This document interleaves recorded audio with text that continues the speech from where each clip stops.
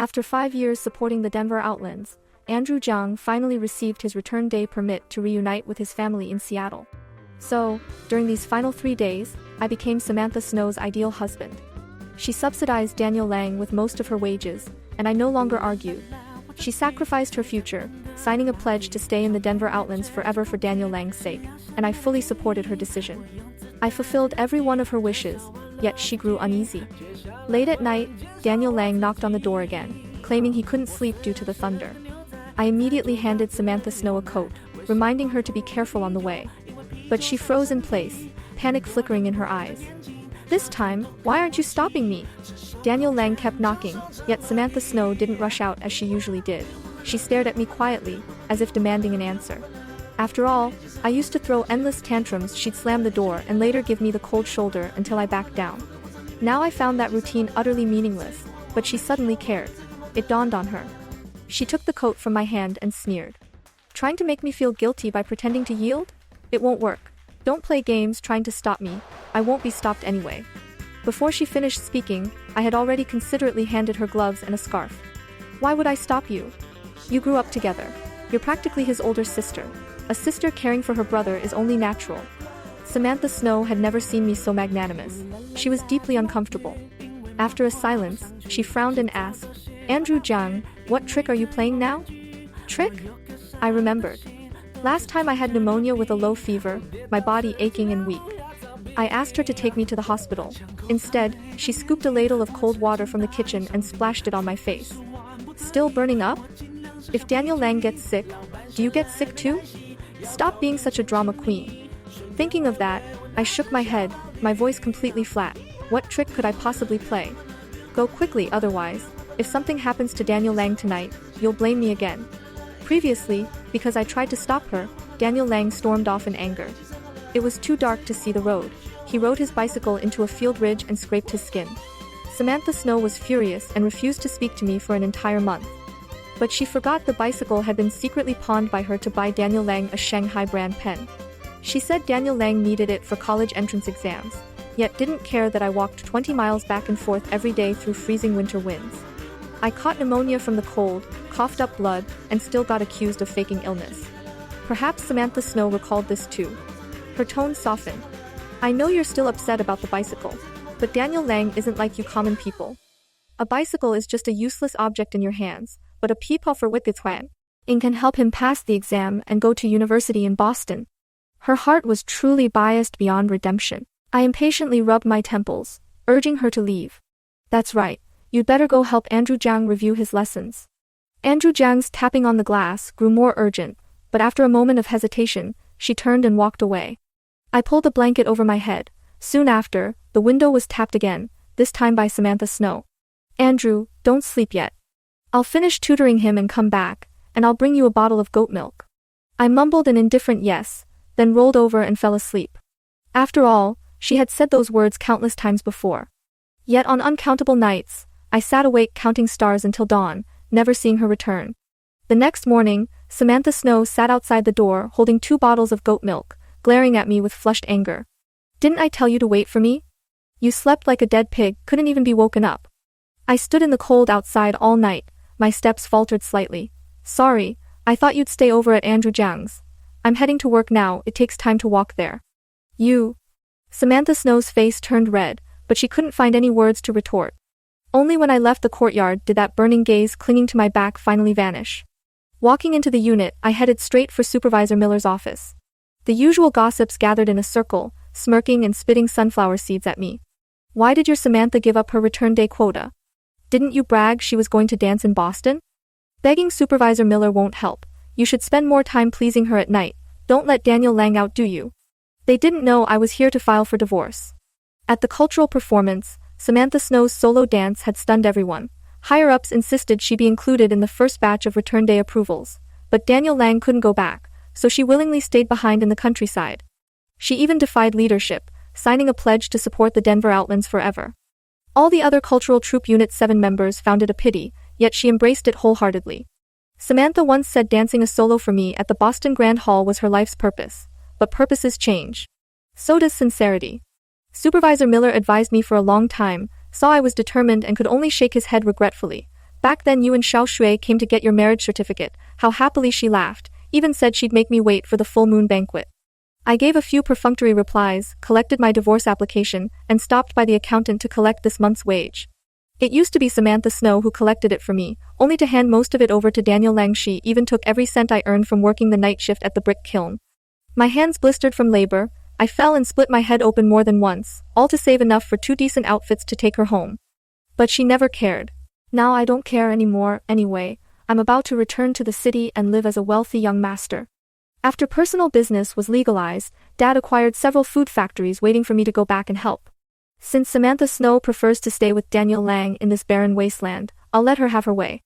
I invited a few close brothers to Liberty Diner to improve our meals. I ordered 8 side dishes all at once, plus an extra serving of the soy-braised pork elbow I've been craving for a long time.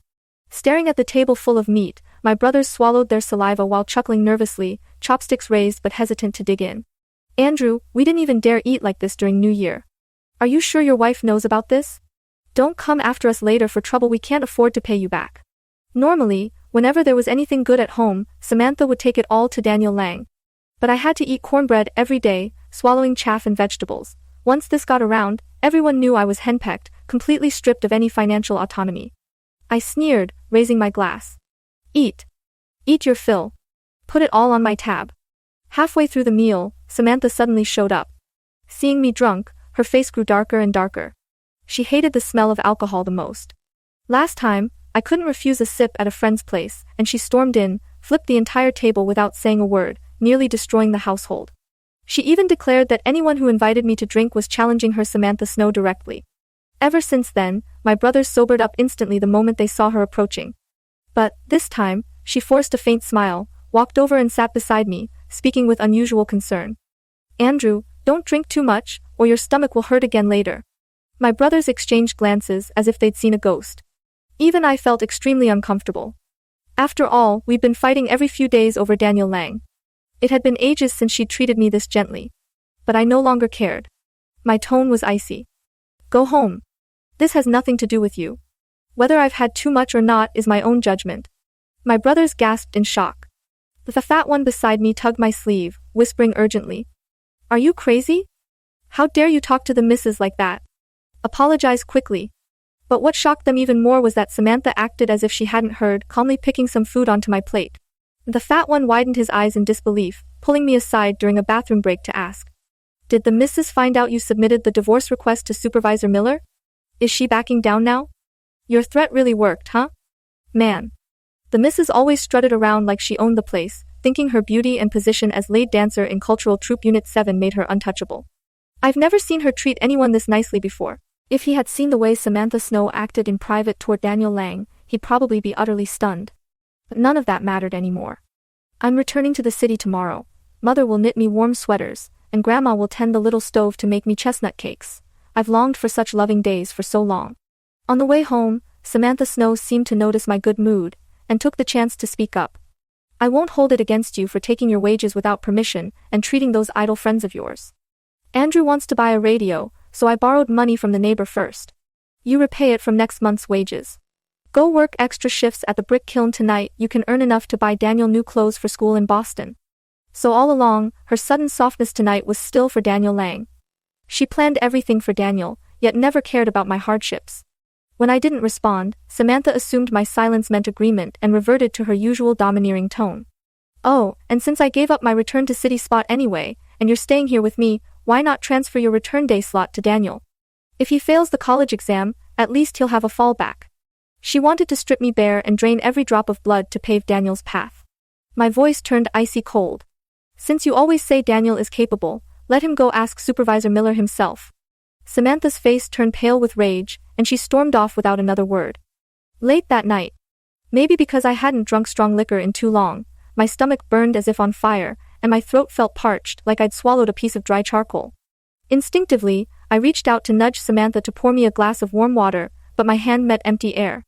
By now, she was probably comforting Daniel again. The day I got married, my mother wiped tears of joy from her eyes.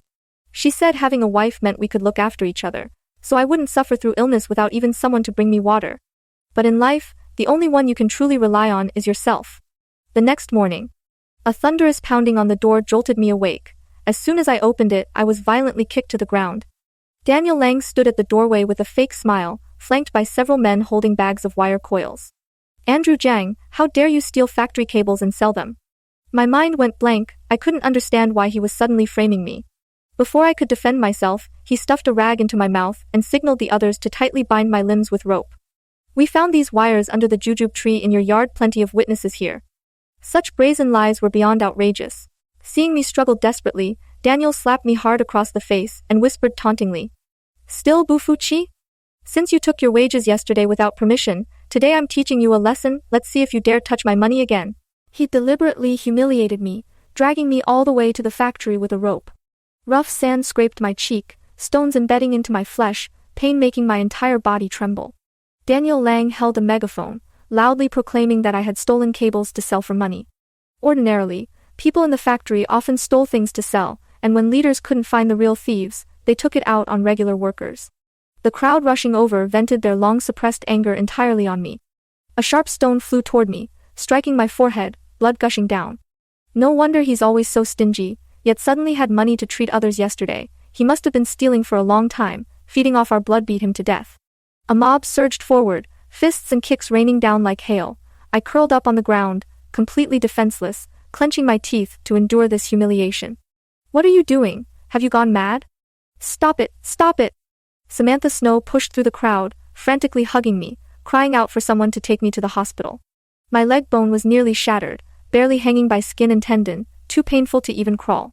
When Daniel Lang saw Supervisor Miller approaching, he instantly switched to a fawning expression. Andrew Zhang stole the cables.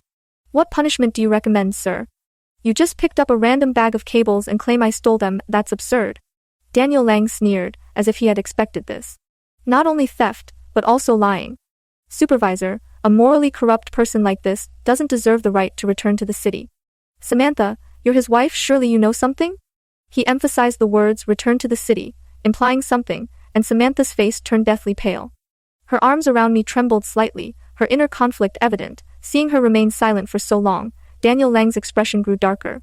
Samantha, do you really intend to protect Andrew Zhang, making the supervisor punish me for false accusation and ruin my college entrance exam? At the mention of the college exam, Samantha blurted out in haste. No, you didn't make a false accusation. It must never affect your exam.